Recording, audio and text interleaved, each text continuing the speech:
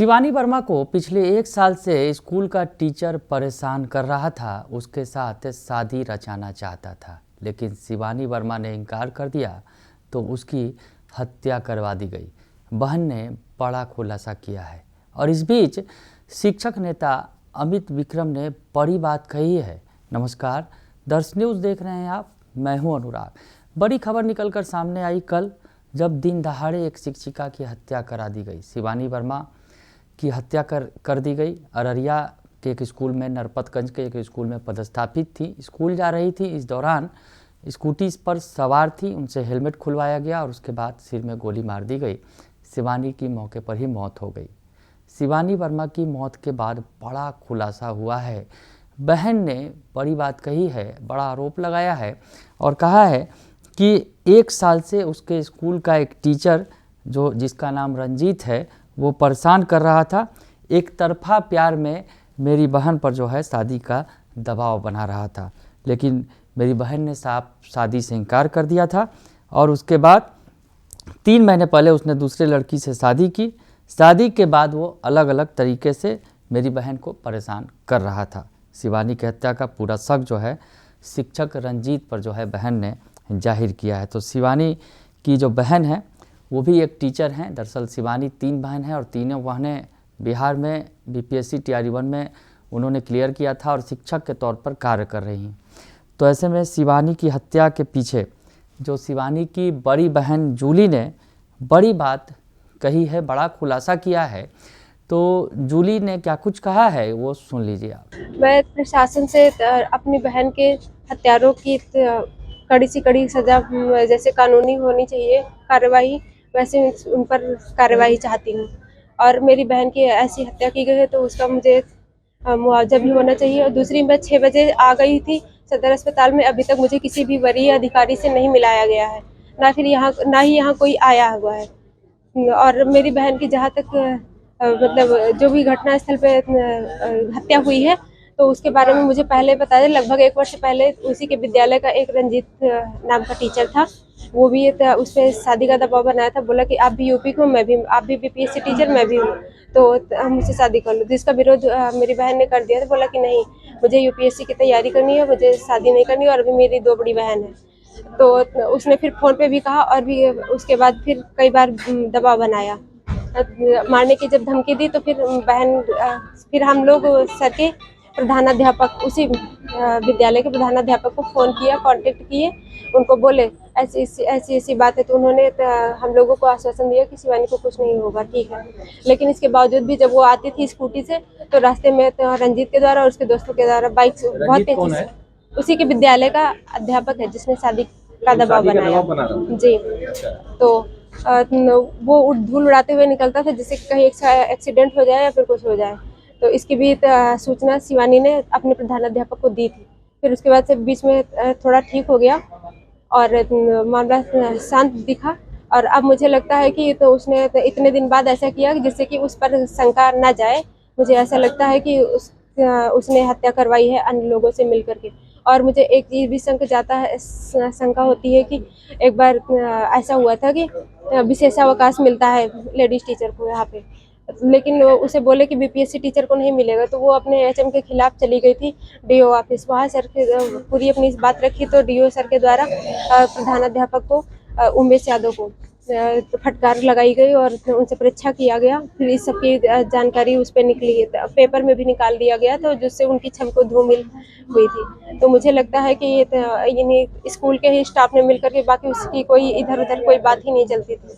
अभी वो पढ़ाई ही करती है। टीचर के बारे में आरोप लगा रही हैं आप, जी कितने दिन पहले का मामला है? सर, वो लगभग 1 साल होने वाला है जी।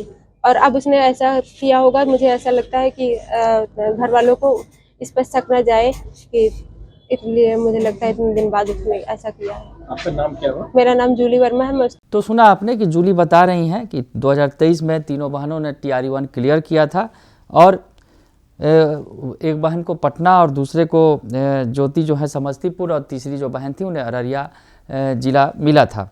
और 2 साल पहले इनकी पोस्टिंग हुई थी और अक्सर एक दूसरे से मिलती थी बहनें और बातचीत होती थी। और जो शिवानी वर्मा का लक्ष्य था कि यूपीएससी की परीक्षा वो पास करना चाहती थी, उसकी तैयारी कर रही थी। और 2023 में जब शिवानी इस स्कूल में आई तो रंजीत नाम के एक टीचर ने उसे प्रपोज किया था, लेकिन शिवानी ने उसी समय मना कर दिया था।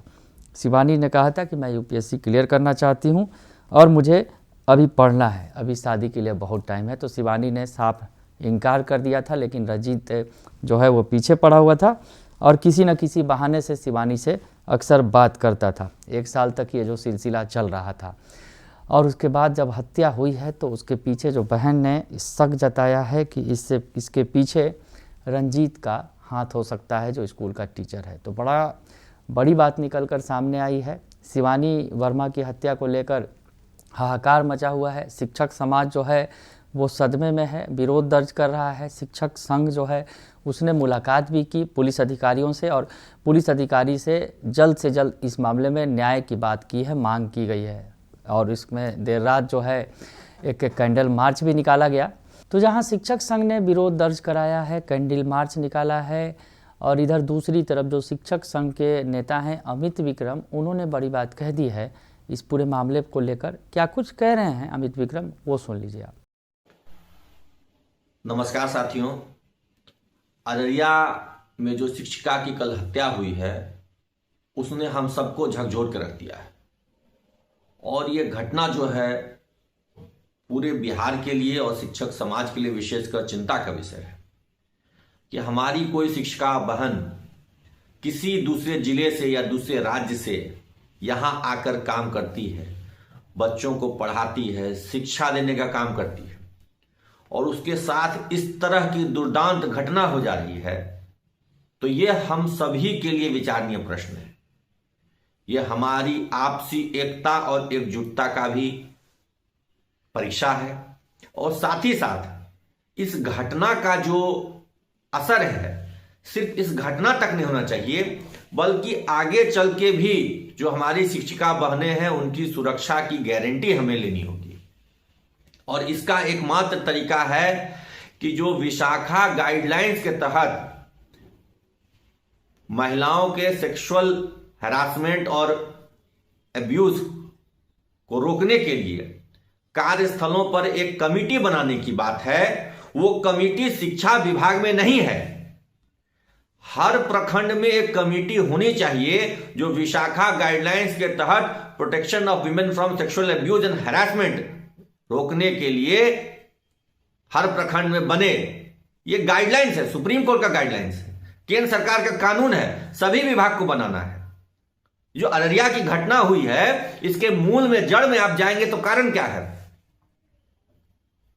जो बातें सामने आ रही हैं, जो उनकी बहन ने आरोप लगाया है कि उस महिला, उस शिक्षिका के साथ हैरासमेंट हो रहा था, लंबे समय से हो रहा था, और वो कहीं शिकायत दर्ज नहीं कर पा रही थी, पुलिस नहीं जाना चाहती थी। लेकिन अगर एक इंटरनल कंप्लेंट्स कमेटी होती तो वहां पे ये शिकायत दर्ज की जा सकती थी। इंटरनल कंप्लेंट्स कमेटी हर प्रखंड में होनी चाहिए। नियम है कि 10 से ज्यादा वर्कफोर्स महिलाओं की होगी तो वहां होगा, और यहां तो हर प्रखंड में सैकड़ों महिलाएं हैं, फिर क्यों नहीं है ये इंटरनल कंप्लेंट्स कमेटी? मैं शिक्षा विभाग से जानना चाहता हूं, विशाखा गाइडलाइंस का फॉलो क्यों नहीं किया जाता है? महिलाओं के सेक्सुअल हरासमेंट और अब्यूज को रोकने के लिए कमेटी क्यों नहीं बनती है? तो अमित विक्रम ने जो बताया कि पॉस एक्ट 2013 के तहत जो है सभी कार्यस्थलों पर महिलाओं के प्रति यौन हिंसा एवं उत्पीड़न रोकने के लिए इंटरनल कंप्लेंट्स कमेटी बनानी थी, लेकिन शिक्षा विभाग में ऐसी एक भी कमेटी नहीं बनी है। बड़ी बात उन्होंने कही है, बड़ा आरोप लगाया है कि अगर ऐसी कोई कमेटी होती तो शायद ये घटना नहीं होती। तो अमित विक्रम भी बड़ा सवाल उठा रहे हैं इस घटना को लेकर। और इस बीच जो है इस पर सियासत भी तेज है। आरजेडी की तरफ से, जो आरजेडी का सोशल मीडिया अकाउंट है, तेजस्वी यादव की पार्टी आरजेडी की तरफ से जो कहा गया है इसमें, इस पूरे मामले को लेकर कि अररिया में स्कूटी से स्कूल जा रही महिला टीचर की हत्या, पहले हेलमेट उतरवाया फिर माथे में मार दी गोली, बिहार में अपराधियों के हौसले बुलंद हैं। तो इस पर सियासत भी तेज है। आरजेडी की तरफ से कहा गया है कि बिहार में अपराधियों के हौसले बुलंद हैं। गृह मंत्री सम्राट चौधरी बने हैं, तो ऐसे में उम्मीद की जा रही थी कि अपराधियों को जो है काबू में किया जाएगा, लेकिन अपराध बढ़ गया है, ये कहते हुए नज़र आ रहा है आरजेडी यानी तेजस्वी यादव की पार्टी आरोप लगा रही है सरकार पर। तो सियासत तेज है, इस मामले में नया मोड़ आ चुका है और इस बीच जो है अमित विक्रम जो शिक्षक नेता हैं उन्होंने बड़ी बात कह दी है कि अगर कमेटी बनाई गई होती तो आज ये नौबत नहीं आती। तो इस मामले पर अभी जो फिलहाल काफ़ी हाहाकार मचा हुआ है अररिया से लेकर पटना तक। बने रहिए दर्शन न्यूज़ के साथ, तमाम खबरों से आपको अपडेट रखेंगे। फिलहाल के लिए इतना ही, धन्यवाद।